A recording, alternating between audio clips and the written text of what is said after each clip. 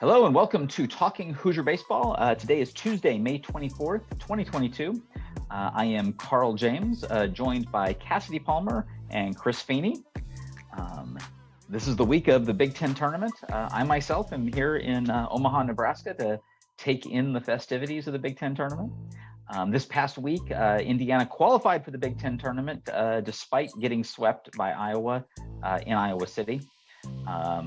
And we won't really even go into much of the details because, well, everybody knows what the details are, and we really just don't want to revisit them all that much. We'll touch upon some parts of it. We're going to be a little bit more forward thinking in this podcast, though. So I guess we'll start with Chris this week. Chris, what's on your mind as far as Hoosier baseball goes? Well, first of all, you are the man. Okay, the fact that you were out there, to me, is it's terrific. I'm excited to see what you come up with out there. I'm jealous. I will put that up front. I wish I was there. I mean, baseball nonstop. I asked you before we started recording, like, are you going to all these games? You're like, oh yeah. Like, I mean, that is just baseball heaven. You've got game after game after game. I know there's some, weather issues and stuff, but you'll handle that. You got the hotel. You can bounce back and forth. Mm-hmm. Definitely jealous that you're there. I'll admit that. This day worker that I am now. Night work, I guess even if I was working at night, I still couldn't have went over there. So yeah. that has nothing to do with it. But definitely jealous that you're there. I am very happy that we made the tournament. About a month ago, I started that let them eat steak thing because you know what? We couldn't miss it. We couldn't miss the Big Ten tournament. You know what I mean? Let the guys get out there and experience it. And especially the way that the coaching staff handled it, right? Because they went to Iowa. Apparently, there were 3 baseball games played out there. Don't remember too many of them. But then they traveled, right? And it looks like they practiced at it like a baseball academy in Nebraska because I saw a lot of photos. People in the area came and watched. Hoosiers took some photos. Tyler Dones. Apparently, they practiced at a baseball academy while they were in commute or however they did it, which is real cool too. I remember years ago, Coach Mercer did a podcast with Wright State. And it was right when we hired him and I wanted to kind of research him a little bit. And he discussed how, you know what? These players have to get used to all this traveling. They have to get used to going from here to there to here to there because that's what the minor league life is like. And if you can't handle it, you're not going to be able to handle it as a minor leaguer. So I really like how they put this together. My big key to this, and I know we've been Twitter fodder for many, many people. I get that.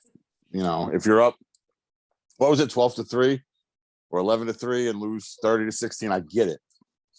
But here's the thing. There were 5 Big Ten series left, and we won 4 of them. If the one that we got smoked in was the second one, and then we won 3 more in a row, the attitude would be, you know what I'm saying? It just happened to be the last one. We won 4 out of the last 5 big series to qualify for this tournament after a start that was not good. Okay. So I'm proud that we made it. I'm glad that these young men get to experience Omaha that have never been there. Let them eat steak. Going off of that, I'm not going to say I'm ever happy losing a series, particularly not how this series went. But honestly, I'm not going to say get knocked down a peg, but to come in to the tournament where it's win or go home. We either win the whole thing or our season's done. I'd rather come in with that little bit of humility, maybe a little chip on the shoulder, especially seeing how the team mostly responded on Sunday. After the number of runs given up in games 1 and 2, to do that well in game 3, again, and we've talked about the resilience of this team, and I think that needs to come into play here, and I think it's honestly not a bad thing. I'd rather they lose the last out of the 5 because I really do think that it was a sequence, it was a progression. They needed to win the first series, to win the second, to win the third, to win the fourth. Things like that happen that way for a reason. And if it's the last one when we were in a situation where it was almost impossible to be ousted from the tournament, I'm honestly not too upset. We've seen far worse, and I'm not gonna say we've seen crazier because that was. I think that's It was crazy, Cass. It was crazy. I think that's the first time I have ever had, while keeping scorecard, a team bat more than 9 players in an inning 3 different times. Or how about a And it 10-run wasn't us. swing each way? And it One wasn't team up us. 10 and then that team down 10 later. Right. Yeah. Right. Well, I'm just thinking from my scorecard perspective of I've only got 9 spots. as soon as they get around to the 10th batter, Yeah. I'm kind of SOL, and I kick them all over to the 10th inning and just hope that it doesn't go to extras. That almost came back to bite me in Missouri State. There was one where we went over into the 10th inning and it was looking real close to actually going extra innings. I'm like, oh, I knock on wood that has not happened yet. And you look at the last game, and yeah, basically the difference in the end turned out to be the wild pitch. But still, overall, Indiana didn't just out hit Iowa; they out hit them by more than double in that game. And the pitching staff held Iowa to 2 runs after all the offensive production that Iowa had the prior part of the weekend. So you kind of put that together, and it's there was a lot of bad things that happened. And well, then you also add the fact that the one guy that everyone was saying there's no way anybody's going to hit is who Indiana got 9 of their, what was the total? It was only like, 17 runs on the week. Exactly. And basically they didn't score any on Friday, and then the 1 run on Sunday, and they scored 16 on Saturday. And of those 16, 9 of those were scored against Iowa's best pitcher. The Big Ten pitcher of the year. Yeah. So, yeah, it's. Now the rest of the weekend, I have no idea what happened, but we hit him, which shows that we can hit the best. Yeah, and it's not like it's a fluke. We've actually seen this a few times, where Indiana has done better against some elite pitching, and I think part of that is a lot of the elite pitching, I think, is a little bit more dependent upon their fastballs. And again, Mercer has trained these guys, to be elite fastball pitchers. At least you be able to hit elite fastball pitchers, to be able to hit that high heat and handle it, and then try to adjust. And then sometimes they've actually had more trouble with the pitchers that just try to every now and then throw that heat to keep them honest, and then just pound with junk after junk after junk after junk. Well, that's been the case for IU for years across multiple coaching staffs. Yeah, it's always been, we hit the fastball guys pretty well, but the junk throwers. Yeah, but I'll say this, in that you look at the way the Minnesota series ended up, Indiana turned that on its head. They started hitting hanging breaking balls and crushing them. Oh, yes. Big time. Yes. It took a while. Once they got the visual of it, I feel like the optics was huge. It just took a while. Right. Well, I think Let me see it, I'll learn it. Yeah, and I think part of that is that there is a progression. It's that you get the bat speed up, then you get to the point at which you can make good solid contact on that high heat, and then you start to adjust, but your adjustments are like soft contact or fouling balls off. And then it's that final step of, being able to identify it early. Because you have the bat speed, you have more time to adjust. Then you make that adjustment and hit those hanging breaking balls hard. Those things just take time to develop. And if you look at this team, which as was announced today, 4 position players, 4 on the field position players were named to the All Big Ten team. 3 out of the 4 infield spots went to Indiana Hoosiers on the all freshman team. And the 4th was not a freshman. Yeah. I mean, it's just, you look at that and think this is what they've done already. They're going to have so much time to be able to continue to develop with this and get better. It's very exciting to see what might go forward. So, I mean, it wasn't news to us, Carl. No. We've been talking about Brock Tibbetts and Josh Pine and Carter Matheson all year. And then when Evan Goforth kind of came on the scene a little bit late, we brought him up too. Apparently he can start games too, though. He did play well after he started a few games. I thought he might have just been an off the bench guy. Me and Cass were going over that today. You couldn't record. Yeah, I have to apologize to Evan Goforth because we're going to put up I've got most of it prepared for the website, which is going to have detail each of these guys. I don't have any pictures of Evan Goforth with his face. And I think part of it is that I tend to take most of my pictures early in the game. There it is. And they keep subbing him in like the 5th inning. And I don't, and I'm not, and I've already taken all my, so I'm going through all of the pictures.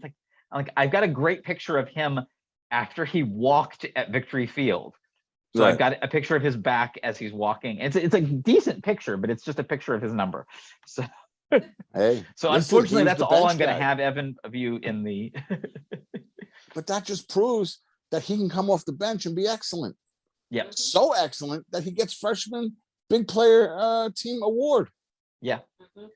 So I'm making a point that I'm going to get a really good picture of Evan Goforth here in Omaha.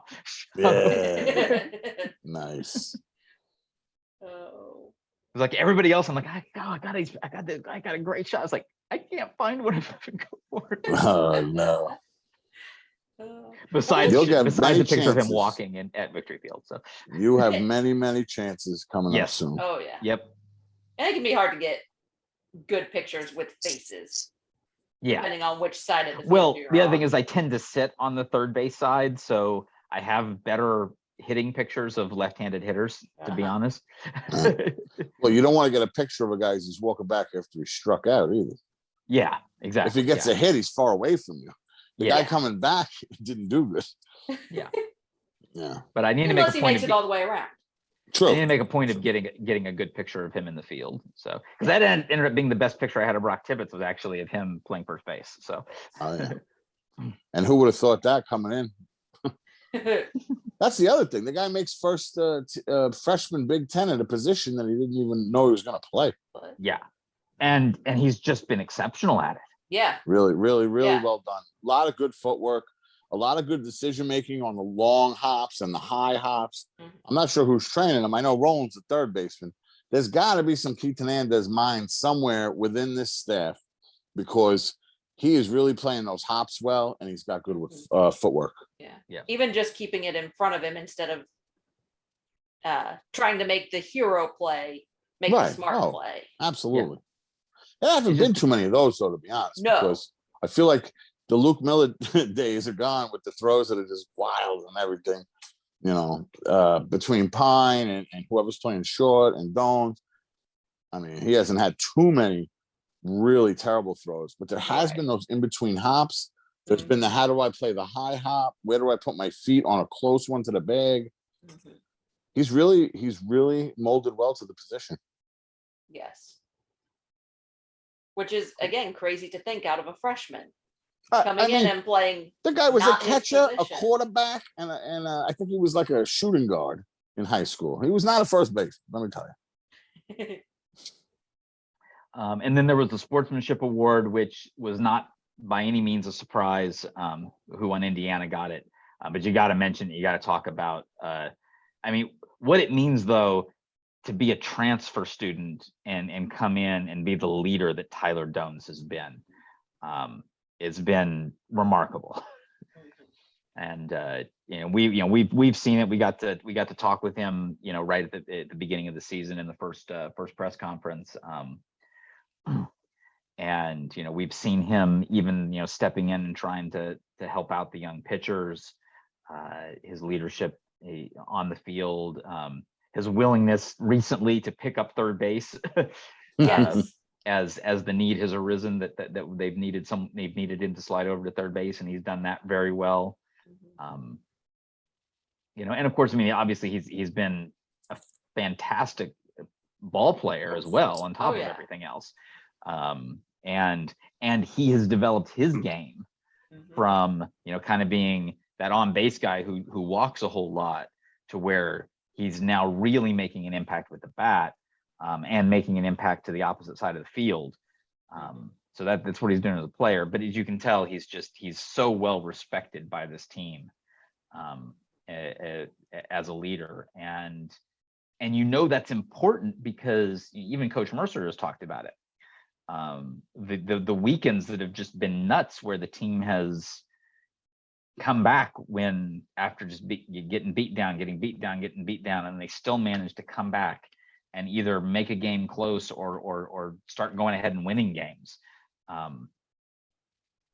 And Coach Mercer's like, well, that's not me. That kind of leadership actually really needs to come from players on the field, and that Tyler Dones is a big piece of that. Yes. Energy is a big thing of his game. I feel like we noticed that even at Clemson. I remember sitting down there. I'm a big body language guy. I talk about this a lot. Like the body language of the player and the body language of the players around the player, right? And it was just so obvious that these guys reacted well to him. They react really well to him. Reece Sharp is another one. Like, I don't know. Reece Sharp, it seems to be more like of a enthusiastic, right? But Dones, it's more like of a focused, like, yep, let's go. It's time to go. And I honestly picked it up in Clemson. Just watching other players. And that's another thing, just for people to watch the other people around someone. See what they're doing. See how their face looks. Yeah. And this team, you nailed it, Carl. This team reacts to Dones. They trust him, I think. Maybe it's his veteran leadership. Yeah. He was a really big, important pickup for this team. Yeah. Oh, absolutely. And as we mentioned, his was the only position that Indiana didn't get a all Big Ten freshman. Yeah. Yes. So he was surrounded by freshmen. And he made them better. Yeah. Oh, yeah. Yep. Hashtag Big Country got a third team all Big Ten at catcher. That was, as I said, we've been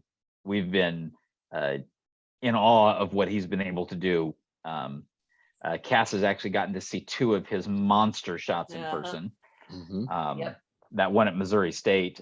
Turns out that one at Clemson that we all saw, we didn't realize it at the time, is the hardest hit ball recorded in college baseball.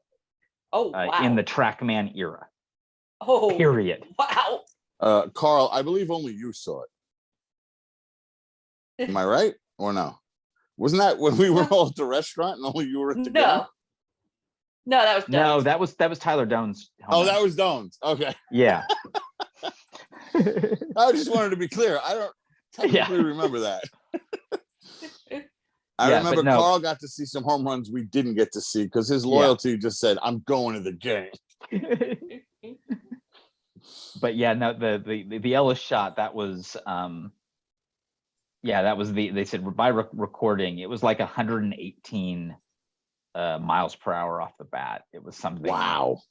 Yeah. And I forgot who it was. It was who was it that was from D1 that was at that? I think it was Burt Granger, if I remember right. And it was like 3 weeks later that he's like, I didn't realize this at the time, but we went back in the records and discovered that this is according to the TrackMan records, this is the hardest hit ball in play that has been recorded in a college game. Yeah, I'm sure there are fouls that are. Yeah, exactly. There's other, but an in-play ball in play, that was the hardest hit. And of course, we've seen him just absolutely crush the ball. Since he's been able to come to the BART. And yeah, he has struggled a bit in Big Ten play, but I think we're seeing a progression there. I think he's really starting to adapt and adjust. He's getting a lot of base hits. A lot of those base hits have been clutch and key. Have driven in RBIs. He is leading the team in RBIs. And of course, as I said, he's at the catcher position. And he's been, it's not been easy. You can't catching this staff, unfortunately, has not been easy. This is a extremely wild group. Yes, they get a lot of strikeouts. That's one positive thing. Effectively wild. I still like that term. Yep, they're effectively wild. They have struck out more batters than any Indiana baseball team in history. They've also hit more batters than any other college program except for one now. Fortunately, it looks like they don't. What? How safe is that lead? Did they make their tournament? Are we going to catch them? I don't know. It's a really significant lead from what I heard. Like it's like 14, 25 batters 13, or something. 14, wasn't it? Yeah, I don't know. We'll have to. I haven't actually pulled it up lately myself, so. And I believe from the radio call last weekend it was about 14 or 13. We were back about 14 HPPs. And I can confirm that yes, that home run had an exit velocity of 118.3 miles per hour. Wow. Launch angle of 22 degrees and distance of 368 feet, which is crazy that it's that. It must have been blowing in then. Yeah, because by comparison, the one at Missouri State. Yeah, because he's had like 8 that have been over 400. Yeah. Oh yeah. That the one at Missouri State was the big one was 485. The one that was possibly more impressive was 446. Okay. So, and those were 111 and 105 miles an hour off the bat. And there's no question. He makes contact. It's just it's hard and loud. And I can remember like that one that he had. There was one that was funny. It was just like the pitcher was like determined. Curveball, ball, curveball, ball, curveball, strike, curveball, ball, fastball, gone. and I do like that.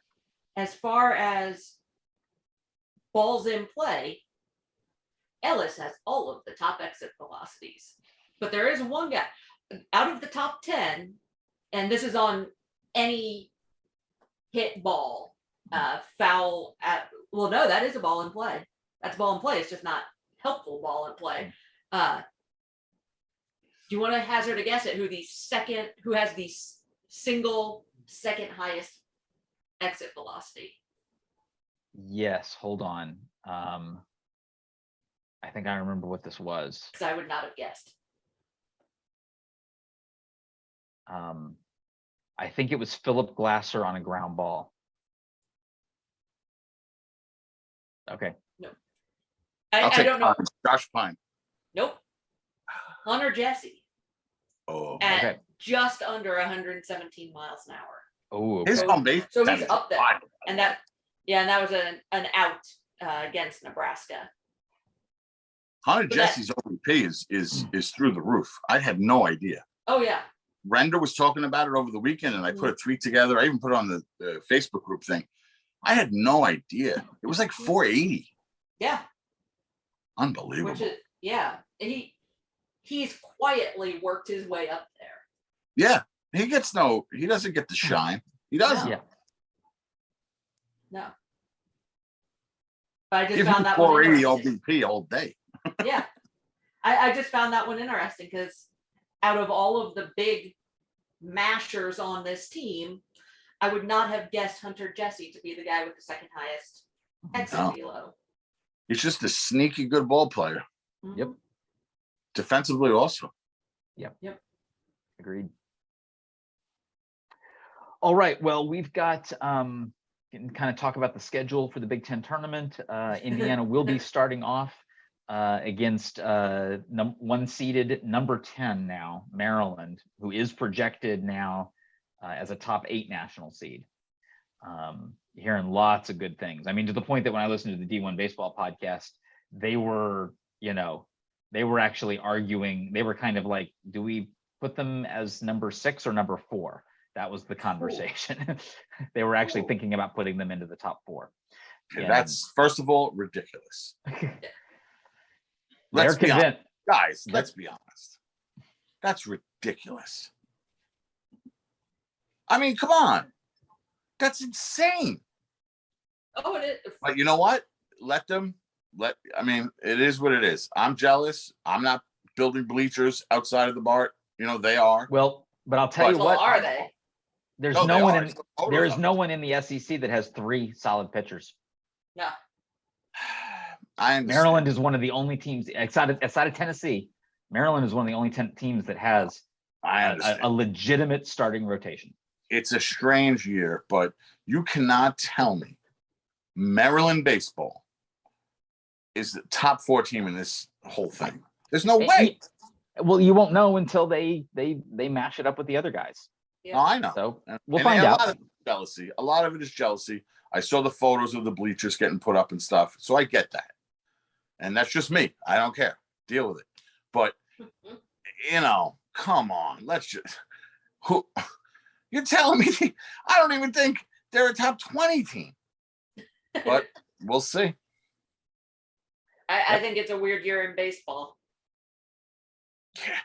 You know what though? Come tournament time, the weird stuff usually goes away. Yeah. And Yeah. your team is your team. And I really want to see who gets sent to that regional. I really do. Mhm. Because I could see a 3 seed taking that thing. It happened to us, right? Well, there are going to be a lot of good 3 seeds. For what Oh. we're That's what I'm saying. That's my point. Yeah. This is going to be the best 3 seed tournament in years. Mhm.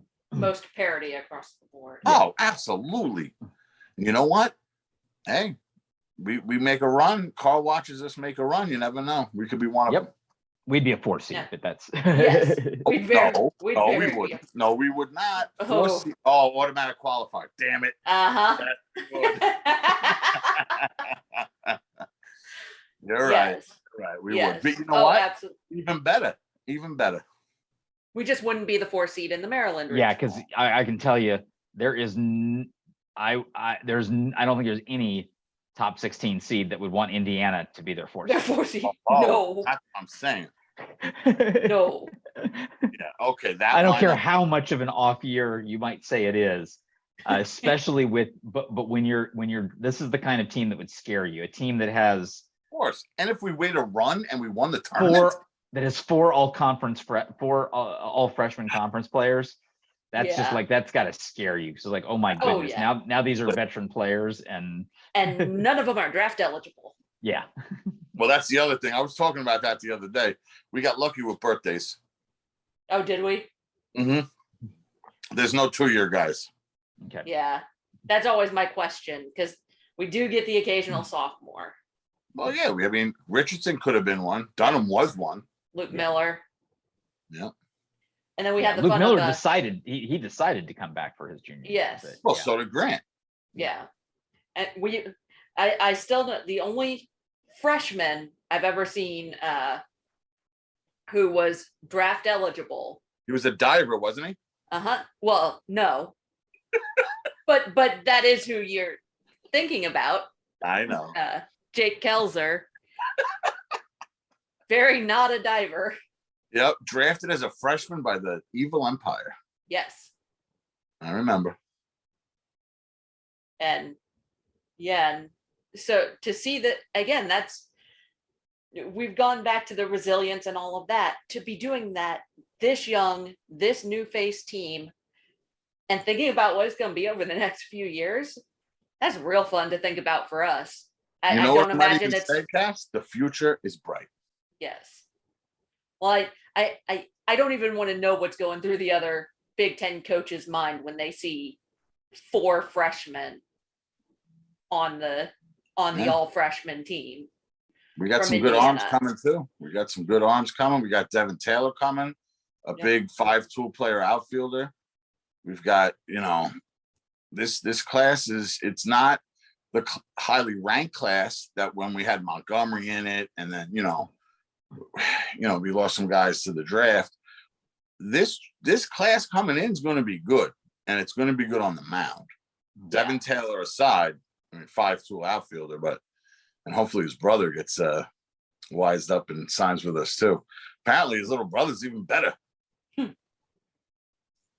Yeah, between this freshman being sophomore and the class that's coming in, I don't tweet it, you know. I do tweet it for a reason. The future is bright. Yep. But if we can hold off that future just a little bit longer, that'd be even better. Yes. Well, yes, and please. and if you look at the Big Ten tournament, so Maryland's up first. Indiana's going to be throwing Ty Bothwell against Jason Savacool. Now, I'm not going to say for sure when this game is going to be. It's currently scheduled for 10 a.m. Eastern time on Thursday is the current schedule. However, I continue to look back at the weather forecast, and I'm not convinced that that we're looking at the ability to actually play baseball anytime here in Omaha tomorrow. But of course, weather forecasts can be wrong. Yeah, Wednesday we're looking at, at 5 o'clock. It's still 86% chance of rain. And that's when the first game starts, 5 p.m. Yeah, it jumps up to 92% chance of rain at 7 o'clock.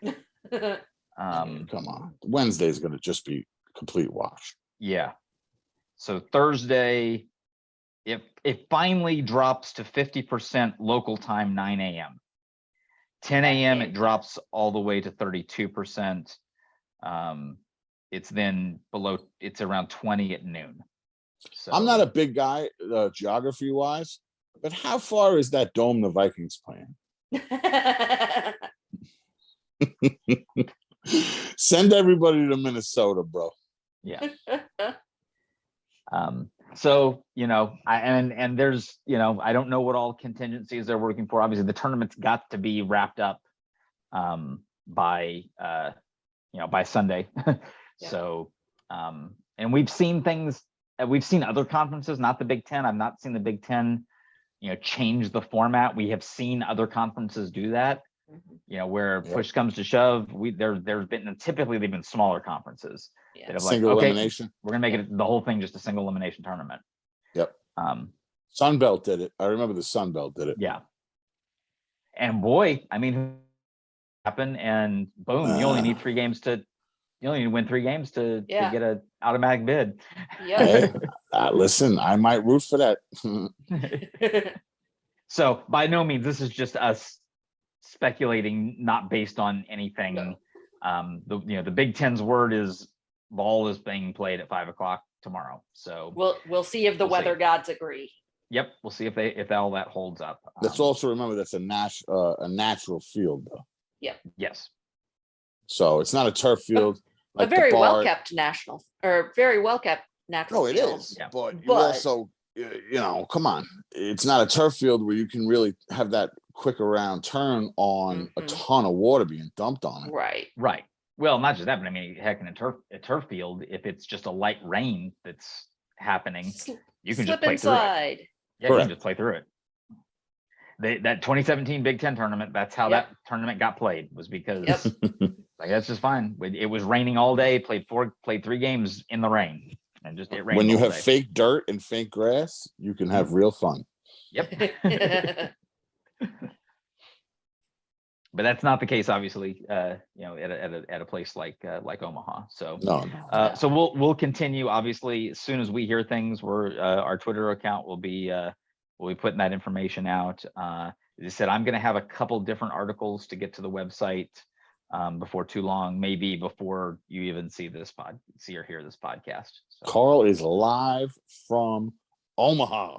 Yes. Love it. Yes. So I'm just trying to keep some content, share what I can here from Nebraska. So we don't have pick'ems this week because pick'ems are over and Cassidy destroyed all of us. So yeah, Josh was right there too. Yeah, well, I think you got him by like 4 series in the end. So I was so close. I was on pace to tie Josh. Bro. And what was then it, Illinois, Nebraska? All of them. They all choked at the end. It was They were all close Damn. games, and they all tanked. Now, granted, one of those games got Indiana into the Big Ten tournament, so I'm not going to be Beggars and choosers. Yeah. I was rooting for you. You were the only reason to even pay attention was you and Josh. Yeah. I couldn't catch you. Josh couldn't catch Cass. So the last week was just you two guys. Yeah. What's that? Oh yeah. See, Minnesota collapsed there against Northwestern. I'm just like, Oh, it was like a 6-run lead, wasn't it? Something like Don't that. bet against Something. Kobe Mo. I mean, we don't have much room to talk on that one for this past week. No, I get that, but I'm going to make a counterpoint to this, Cassidy. Okay. This was a team whose season was over. Yes. They had 1 inning left to seal a 6-run lead in their last game of the season. They had nothing to save. Look at Carl. He's so hurt. Oh, that's great. Oh, You should have somebody that can get those outs because you have nothing left. Just go end the season with a win. Oh, I love it. I love it. Oh. Well, Carl, this whole thing was your idea with the pick'em, so I want to thank you. It was a nice addition to the fun. Yes. We'd never done it before. I really like it. I hope we keep doing it. Yeah. Cool. All right. So yeah, it's so just keep an eye on social media, on the website itself, iubase.com. I'm going to keep trying to keep updates there with information as I get it. I may even try to do some feature work if it turns out that it's a while before baseball actually gets started. So if you're stuck inside in the rain. Yeah. Be riveted to the Twitter account. Carl has the wheels. Yeah. So we'll do what we can to make it happen here. I just want to make sure nothing else has popped in here. Okay. With announcements and stuff. Okay. Anything else we want to discuss before we well, we technically do have red belts to give out. There we go. I will give them out. I understand it was a rough weekend. But offensively, I want to give it to Josh Pine for the Alex Dickerson Award for the Grand Slam on Friday. No jokes aside, the way we rocked that pitcher of the year of the Big Ten, the way we took him to the woodshed for the first couple innings, and then Pine added the granny, and we were up 13-2. I understand what happened after, but I'm going to take solace from the fact that we took one of the best pitchers. And I understand it was windy. People keep saying, oh, it was the wind. I don't care. The man could still pitch. His arm still worked, and we still rocked him. Yeah. So we're going to give Pine the offensive red belt for the Grand Slam. I don't even think that guy was in anymore at that point, but it was just that was the first inning he was gone. But at the point, running him is what opened that up. So yeah. Right. So the add-on granny for Pine. Defensively, it was a rough weekend, let's be honest. So there was a really, really nice grab by an Iowa fan in the stands. I'm going to give him the Tony Butler Award for that. And then pitching Bradley Bremer. I mean, he brought us a baseball game. You know, we didn't have a baseball game Friday after it got silly. Thursday. Friday, we certainly didn't have a baseball game. And Saturday night, we did. So Bradley Bremer, I mean, he's had a bunch of these. I'm going to tally him up. Next week, I'll give the full stats. But I know Bremer has quite a few. He was a really great addition to this staff. And after the start that he had in Clemson, really impressive. If you think about his first weekend of the regular season to his last weekend of the regular season, really, really turned it around.